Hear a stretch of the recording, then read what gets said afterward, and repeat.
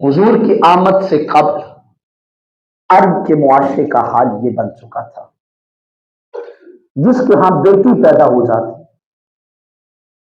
وہ جب تک اپنی بیٹی کا گلا دبا کے یا زندہ درگور کر نہ لیتا اپنے گھر سے باہر نہیں۔ وہ کہتا تھا مجھے شرم آتی ہے کہ لوگ مجھے تانا دیں گے میرے گھر میں بیٹی پیدا ہوئی، میں گھر کی چار دیواری سے باہر کیسے نکلوں، لوگوں کو منہ کیسے دکھاؤں، میں تو منہ نہیں دکھانے کے قابل رہ گیا۔ گھر کی چار دیواری میں خود کو اس انداز میں محصور کر لیتا کہ اپنے گھر کی چار دیواری سے باہر نہ نکلتا۔ وجہ کیا تھی؟ کل کو کوئی میرا داماد بن کے میرے گھر میں آ کے بیٹھے گا تو میں اس کے سامنے اپنے آپ کو جھکاؤں گا، یہ کبھی ہو نہیں سکتا۔ یہ انانیت میں ڈوبا ہوا معاشرہ، حالانکہ وہ بھی تو کسی ماں کا بیٹا تھا، لیکن وہ اس بات کو بھولے ہوئے تھا۔ وہ بھی تو کسی زوجہ کا خامد ہوتا تھا، لیکن وہ اس بات کو بھولا ہوا ہوتا تھا۔ یعنی بیٹی کو اپنے اوپر دھبا سمجھنا یہ عرب کا معاشرہ بن چکا تھا۔ یہ حالات تھے عرب کے۔ راہ جاتے ہوئے بچے کسی بات پہ جھگڑ پڑے، ان بچوں کی لڑائی 7 پشتوں تک جاتی، 7 پشتوں تک ان بچوں کی لڑائی، کئی 100 قتل ہو جاتے، لڑتے بچے تھے۔ یہاں تک کہ پانی پلانا ہوتا جانوروں کو، کسی گھاٹ پہ جانور لے جاتے پانی پلانے کے لیے، ایک کہتا پانی میں نے پہلے پلانا، دوسرا کہتا میں نے پہلے پلانا، اس بات پہ لڑائی ہوتی اور کئی 100 افراد قتل ہو جاتے اسی بات پہ۔ ان کے ہاں یہ لڑائی جھگڑا فساد کوئی کام ہی نہیں تھی، قتل و غارت عام تھی، عورت کی عزت و توقیر نام کی چیز نہ تھی۔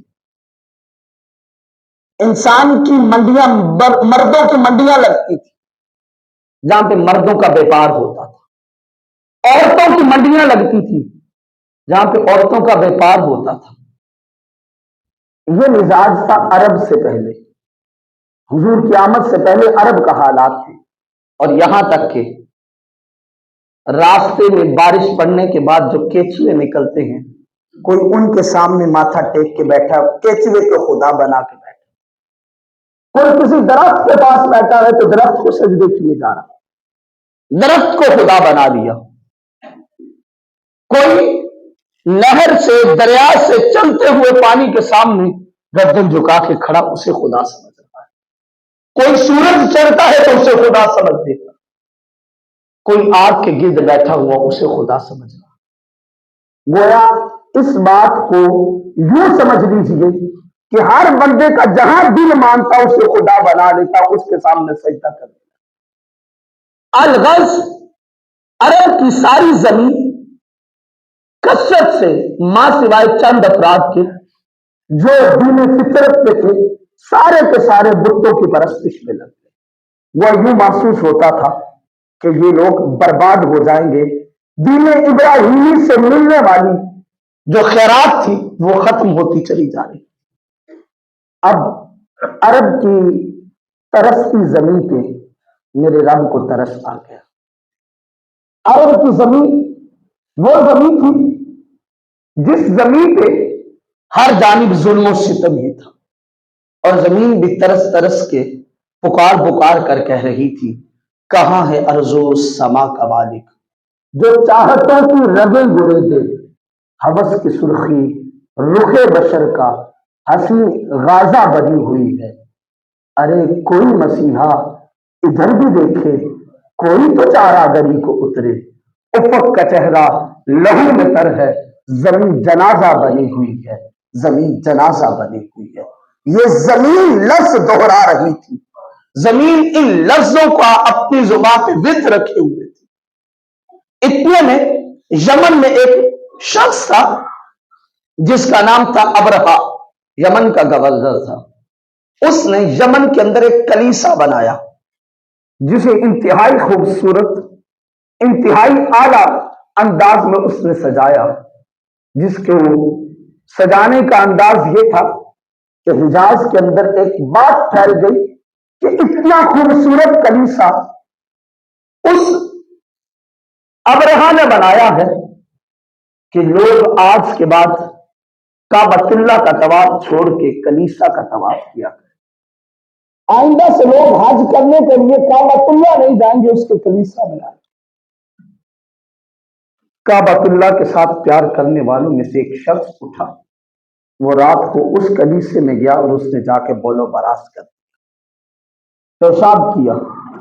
ابرہا کو صبح علم ہوا کہ میرے بنائے ہوئے کلیسے کی، میرے بنائے ہوئے عبادت خانے کی اتنی توہین کی ہے، اس نے صبح لشکر لیا، 60,000 پہ اپنی لشکر لیا اور لے کے کعبۃ اللہ کی طرف بڑھا، اور بڑھ کے ارادہ کیا کہ میں کعبۃ اللہ کو منہدم کر دوں گا، کعبۃ اللہ گرا دوں گا۔ اور یہ لشکر ہاتھیوں کے ساتھ تھا، ہاتھی لے کے آیا، 60,000 کا لشکر مکہ کی سرزمین پہ آن پہنچا اور کعبۃ اللہ سے دور ایک مقام پہ آ کے رک گیا۔ اب رکنے کے بعد چند افراد کو بھیجا کہ جاؤ اہل مکہ کے ساتھ چھیڑ چھاڑ کرو، وہ کیا کرتے ہیں۔ اس وقت کعبۃ اللہ کے انتظام و انسلامات اور مکہ کے اندر سرداری جناب عبد المطلب کی تھی، جو حضور کے دادا تھے۔ وہ آئے اور آ کے جناب عبد المطلب کے جتنے اونٹ تھے ان ساروں کو ہانکا اور ہانک کے لے گئے۔ جناب عبد المطلب کو پتا چلا کہ فلاں شخص آیا ہے اور فلاں مقام پہ بیٹھا ہے، اس سے میرے اونٹ ہانکے اور لے کے چلا گیا۔ جناب عبد المطلب اکیلے ہی چلے اور چل کے جا کے ابرہا سے مخاطب ہوئے، جا کے کہنے لگے اے ابرہا میرے اونٹ مجھے واپس لوٹا۔ وہ کہنے لگا اے عبد المطلب تو عجیب انسان ہے، تجھے نظر نہیں آتا یہ 60,000 کا میں لشکر لے کے آیا اور میں تیرے رب کے گھر کو کعبۃ اللہ کو گرانے کے لیے آیا ہوں، تیرے عبادت خانے کو منہدم کرنے آیا ہوں، اور تو نے وہ بات مجھ سے پوچھی نہیں، اپنے جانور لینے کے لیے آ گیا۔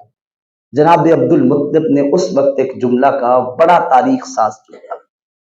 جناب عبد المطلب فرمانے لگے میں تو ہوں کمزور، میں تو بس ایک جانتا ہوں، مجھ کمزور کی ملکیت یہ چند اونٹ ہیں، میں تو اپنا سامان واپس لینے آیا ہوں۔ رہی بات تیری اور اس گھر کے رب کی، اس گھر کے مالک کی، اب تو جانے اور وہ جانے، جس کا گھر ہے وہ خود ہی اس کی حفاظت کر لے گا، میں حفاظت نہیں کر سکتا، وہ خود ہی اس کا وہ حافظ ہے، وہ حفاظت کر لے گا۔ جناب عبد المطلب نے جب یہ الفاظ دہرائے، دہرانے کے بعد واپس اپنے اونٹ لیے اور لے کے چل دیے، سارے جتنے ان کے پیروکار تھے ان کو لیا، پہاڑی پہ چلے گئے اور ہاتھ اٹھا کے اللہ کی بارگاہ میں دعا کرنے لگے۔ دعا کیا تھی؟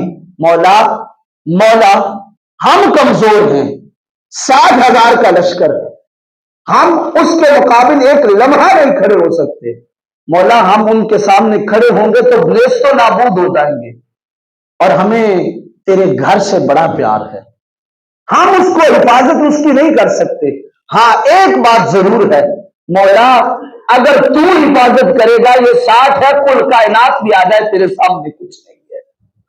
جناب عبد المطلب نے ہاتھ اٹھائے ہوئے یہ دعا کہہ رہا۔ اب جب دیکھا کہ کوئی بھی روکنے والا نہیں، ابرہا نے کہا اپنے لشکر کو بڑھاؤ، لشکر کے قدم آگے، اور جا کے کعبۃ اللہ کو گرا دو۔ اب جو ہاتھی تھے، سپہ سالار سپاہی، ان ہاتھیوں کو اٹھائے، ہاتھی آگے نہ بڑھے، انہیں چلائیں، ہانکے، مارے، ہر قسم کی سزا دے، لیکن وہ آگے قدم نہ بڑھائیں۔ ہر کوشش کے بعد جب آگے قدم نہ بڑھے تو اس نے کہا انہیں تینوں سے مارو، یہ آگے بڑھے، وہ بھی چلائے گئے، نہ بڑھے آگے۔